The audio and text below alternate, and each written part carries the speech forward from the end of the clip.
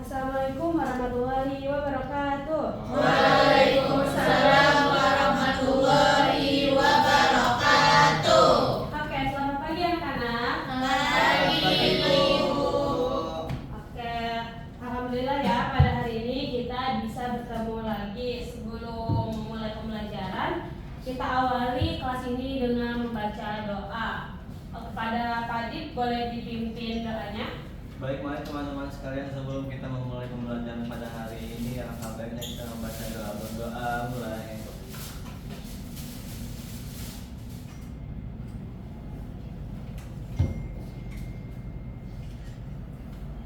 Berdoa selesai. Oke anak-anak, ibu mau cek kehadiran dulu ya hari ini. Apakah masuk semua?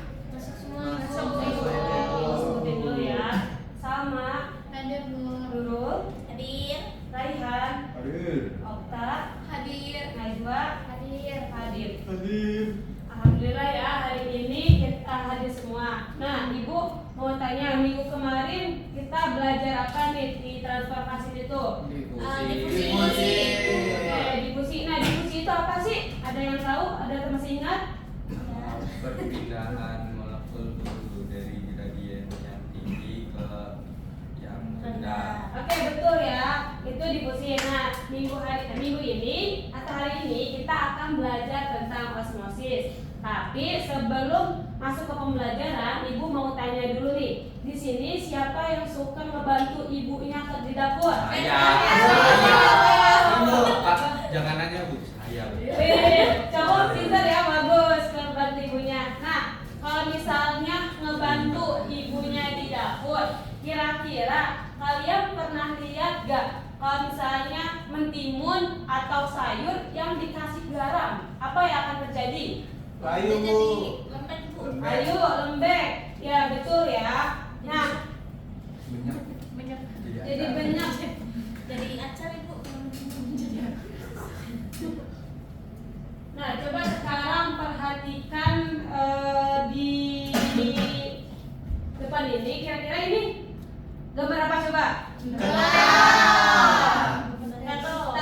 Nah, di sini ibu bawa yang aslinya ya. Ini ada kentang. Nah, di depan juga ada air. Nah, kira-kira kalau misalnya kentang ini dimasukkan ke larutan yang berbeda, apakah akan terjadi perubahan atau tidak? Terjadi sih. Harus terjadi. Kalau misalnya satu kentang dimasukkan ke dalam larutan garam, satu kentang dimasukkan ke larutan tanpa garam, apa yang mana yang terlihat perubahannya? Yang pakai air garam. Garam. Pakai air garam ya. Nah, kira-kira kenapa bisa kentang yang larutannya pakai garam bisa berubah? Karena terjadi proses. Mungkin air yang di dalamnya keluar Bu dari kentangnya. Nah, kalau misalnya air yang keluar, kira-kira bergerak ke arah mana tuh? Keluar. Dari dalam keluar. Oh, dari dalam keluar ya. Nah, untuk membuktikan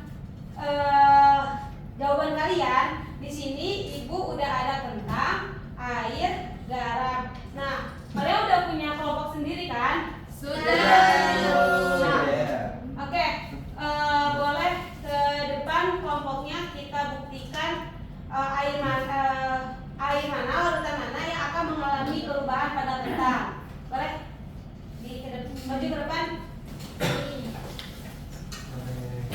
Nih, Ini ini potong sendiri Bu. iya dipotong sendiri ya kalian. Kemudian nanti amatin. Kulitnya dipotong ya dibelah dua, kemudian dimasukkan dan diamati. Hanya gimana Ibu? Masukkan aja.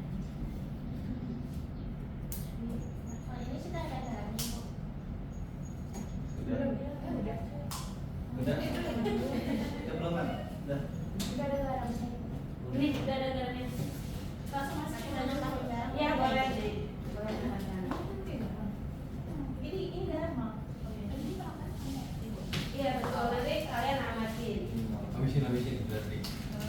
Ini kamu mau garam ya? Belum diaduk. Aduk dulu ya. Tambah garam.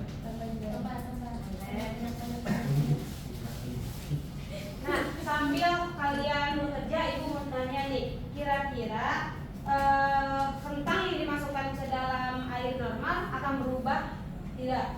Tidak. Enggak kok. Berubah? Kayaknya sih berubah bu. Kayaknya Berubah Power Rangers. Berubah juga. Kalau misalnya ke yang garam berubah atau enggak? Berubah. Jadi apa? Jadi gimana bentuknya atau teksturnya? Teksturnya. Kalau yang garam kecil kayak Ini masukin di semua ini. Atau Pakai timer nggak bu? Iya, kita waktu 5 menit. Garamnya ada ini takarannya nggak bu? Enggak, karena nanti kalian akan memprediksinya. Yang normal nanti kentangnya jadi lebih keras lah. Iya, betul. Yang normal akan menjadi keras. Tapi itu hipotesis ya. Kita buktikan ketika kalian sudah praktikum. Silakan diamati dulu selama 5 menit. Ya, diamin. Apa nih panik nih? Ada balik. gitu loh. Mau lari ya. Pertama.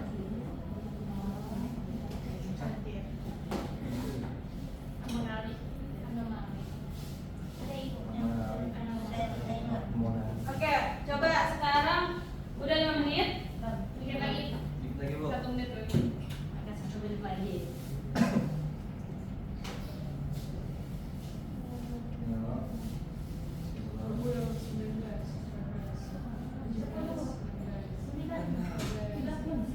Ibu bagiin LKPD dulu ya. Kalian boleh lihat di grup LKPD-nya. Baik ibu. Siap ibu. Kamu semangat sekali Okta hari ini. Alhamdulillah. Oke. Luar biasa. Habis makan kentang pasti. Tahu. Tadi beliin rehan tentang. Tahu. Belum berobservasi. Teman kerja. 1. Oke. Sekarang kalian pegang teksturnya. Rasakan perubahannya. Silakan. Rasakan panik. Ya. Bilang. Bedakan ya. Jangan. Pegang teksturnya. Nggak bisa tusuk. Wow, bu. Coba. Ada satu. Ada satu. Ini air apa? Garam. Garam coba. Ini kan Agak lembek-lembek Di gitu. empuk. Oh, iya. Ada gimana deh? Kan Coba bandingkan sama air yang Coba di Oke. Iya iya. Coba. Coba lempar ke tadi. Coba sekarang kalian isi LKPD-nya ya. Baik. Berdasarkan praktikum kalian. Baik ibu. Ibu. 2 menit cukup buat diskusi dan isi LKPD. Oke, kalau misalnya ada yang kesulitan, boleh acungkan tangan bertanya ya. Ini ada isi pertanyaan ibu. Iya, tapi kalian diskusi aja ya. Baik ibu. Oke.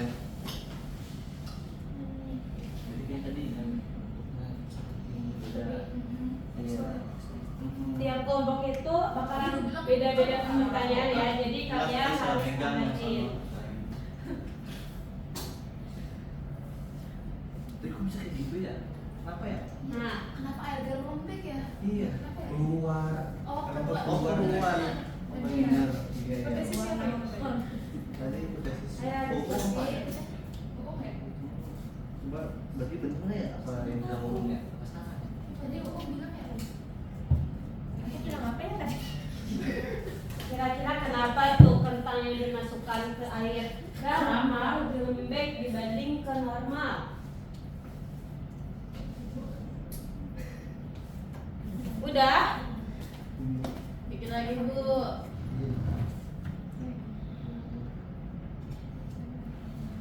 Udah ya, kita kumpulin aja.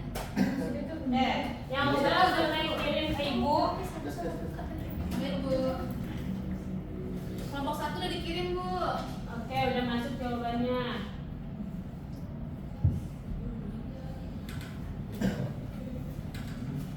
Kelompok 2 juga sudah bu. Oke, kelompok 1 boleh paparkan presentasi ke depan ya biar teman-temannya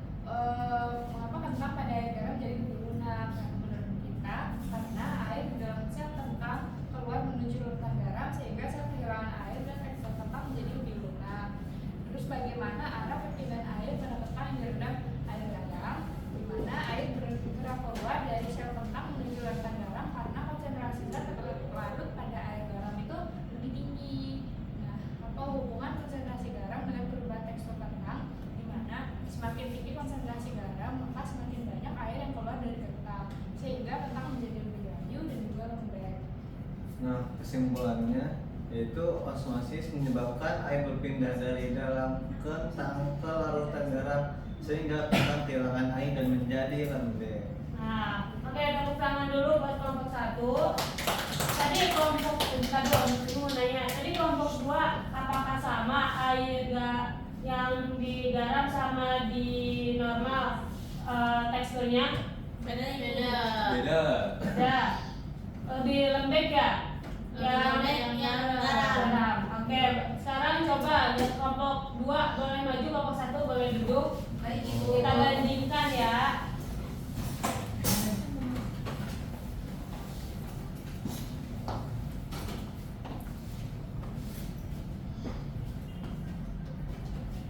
Baik, di kelompok 2 ini pertanyaannya pada gelas mana perubahan kentang paling terlihat?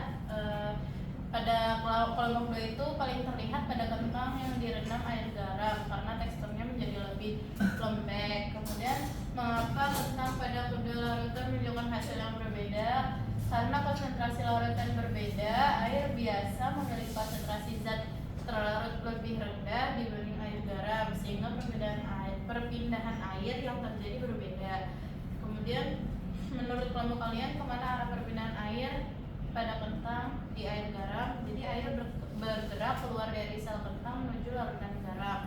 Bagaimana jika kadar garam ditambah lebih banyak, apa yang mungkin terjadi pada kentang? Karena kemungkinan menjadi lebih lembek atau lebih layu karena lebih banyak air keluar dari sel kentang. Nah, untuk kesimpulannya, perbedaan konsentrasi larutan ini memengaruhi perpindahan air.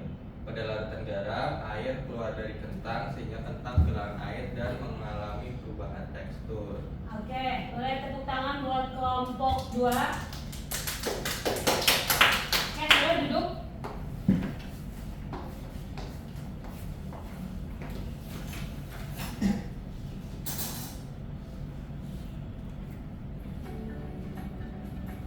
Oke, kalian udah presentasi dan udah praktikum. Nah, betul ya, tadi kalian sudah mengamati kalau misalnya terjadi dua perubahan di mana yang air garam itu bakal menjadi lembek, sedangkan air biasa akan tetap keras ya. Nah, itu peristiwa yang disebut dengan osmosis. Tapi Ibu mau jelasin dulu nih tentang transfer jet itu, bahwa transfer jet adalah proses pemindahan zat melintasi membran sel. Transfer ini penting agar sel dapat memperoleh nutrisi dan membuang zat sisa. Ada dua jenis transfer, yaitu transfer pasif dan transfer aktif. Tadi yang kita belajar transfer apa? Pasif. Transfer pasif itu tidak membutuhkan energi karena tidak mengikuti gradien konsentrasi. Di mana transfer pasif itu adalah perpindahan zat dari konsentrasi tinggi ke rendah. Kalau misalnya difusi tadi apa? Dari konsentrasi tinggi ke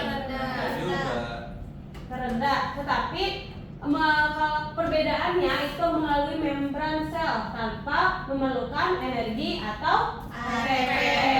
Nah, proses ini terjadi secara alami karena adanya perbedaan konsentrasi antara dua sisi membran. Nah, di sini ada jenis-jenis transfer pasif. Ada yang tahu tadi? Yang pertama, difusi.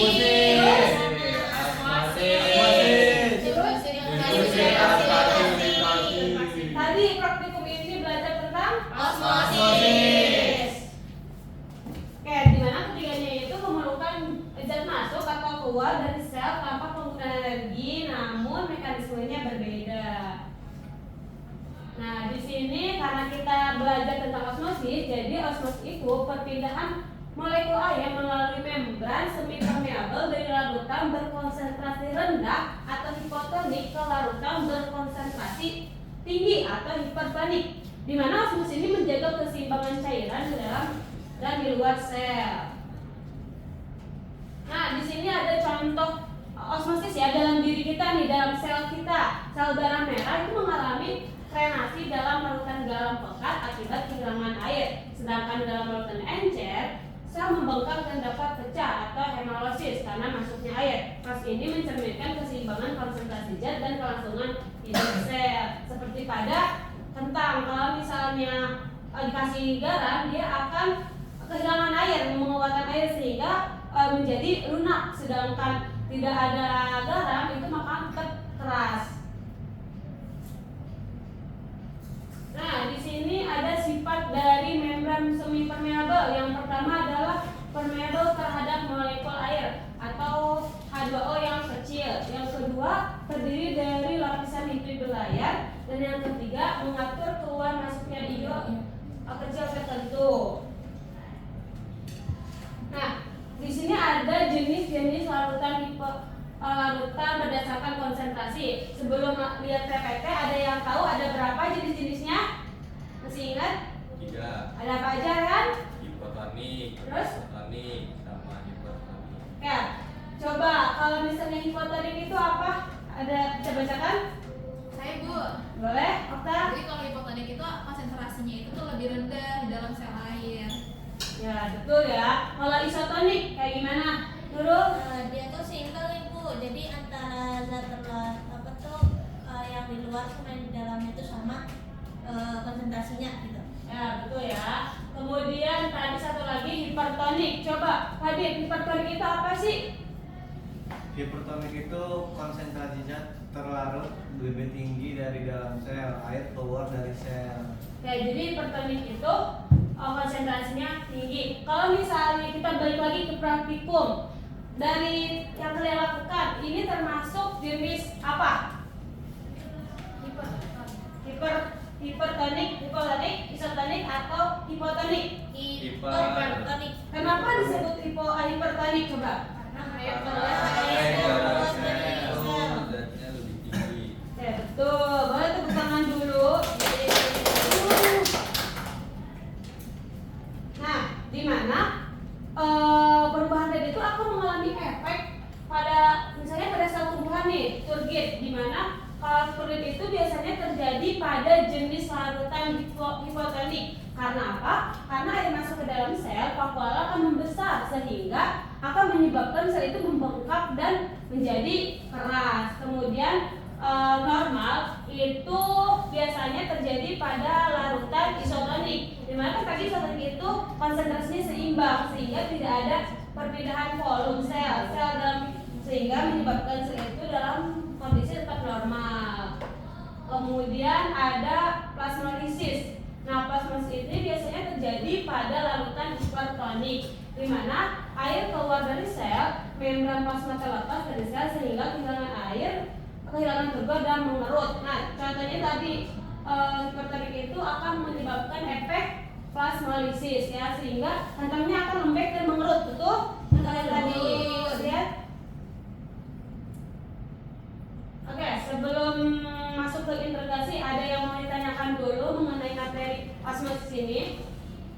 Cukup Ibu. Paham ya?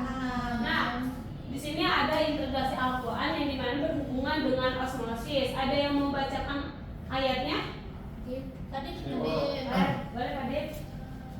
A'udzu billahi minasyaitonir rajim. Bismillahirrahmanirrahim.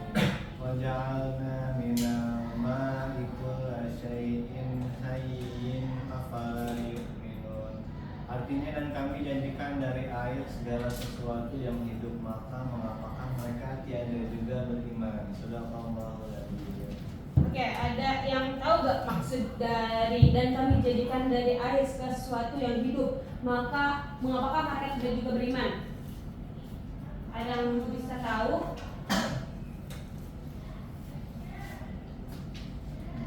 Oke, ada yang tahu? Jadi gini ya, kan di sini ayat ini menjelaskan tentang air ya, di mana yang kita ketahui dalam tubuh kita itu hampir dipenuhi oleh air. Nah, air itu berfungsi untuk menjaga keseimbangan kita. Kalau misalnya kita kurangi air, apakah akan seimbang?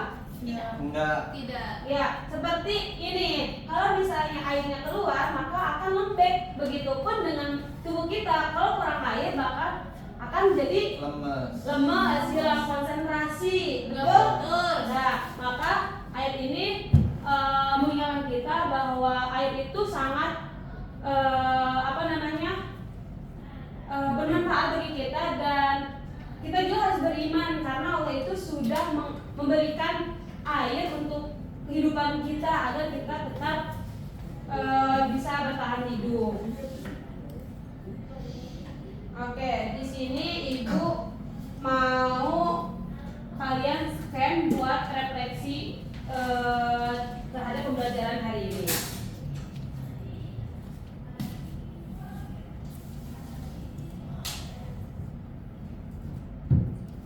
Satu menit ya. Baik Ibu.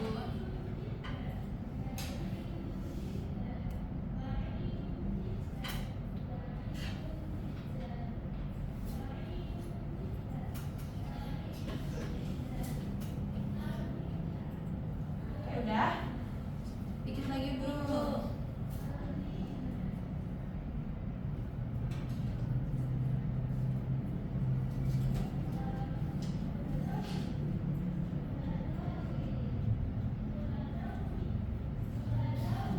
Oke, sambil nunggu kalian mengisi refleksi, ibu mau cek pemahaman kalian nih. Kira-kira tadi osmosis itu apa? Ada yang bisa jawab? Masih ingat? Apa yang dimaksud dengan osmosis? Perpindahan apa sih tadi? Ya, ada yang bisa bantu dulu apa itu osmosis? Tadi difusikan perpindahan zat Dari konsentrasi tinggi ke rendah. Kalau osmosis dari rendah ke tinggi. Iya nggak sih? Sebenarnya sama aja, cuma bedanya melalui membran semi-permeabel atau enggak. Ya, Kalau betul. osmosis itu melalui membran semi-permeabel ini. Ya betul ya, tepuk tangan dulu buat dokter yang lurus. Nah, udah bisa apa sih? Sudah. Oke. Di sini kita simpulkan bahwa osmosis adalah perpindahan molekul air. Air itu pelarut dari larutan berkonsentrasi rendah hipotonik ke larutan berkonsentrasi tinggi hipertonik melalui membran semi permeabel secara pasif tanpa memerlukan energi. Oke, sebelum ibu tutup, ada yang mau ditanyakan dulu? Cukup. Tidak ada yang mau. Oke, karena nggak ada pertanyaan, ibu mau kasih tugas ke kalian. Kalian nanti di rumah cek atau lihat amati peristiwa apa yang ada di rumah yang berkaitan dengan osmosis. Itu aja ya, karena nggak ada yang mau tanyakan. Ibu cukupkan, ketua kelas boleh pimpin doanya. Oke, baik teman-teman sekalian, mari kita tutup pembelajaran hari ini dengan membaca kafaratul majelis. Subhanallahumma wa bihamdika asyhadu an la ilaha illa anta astaghfiruka wa atubu ilaik.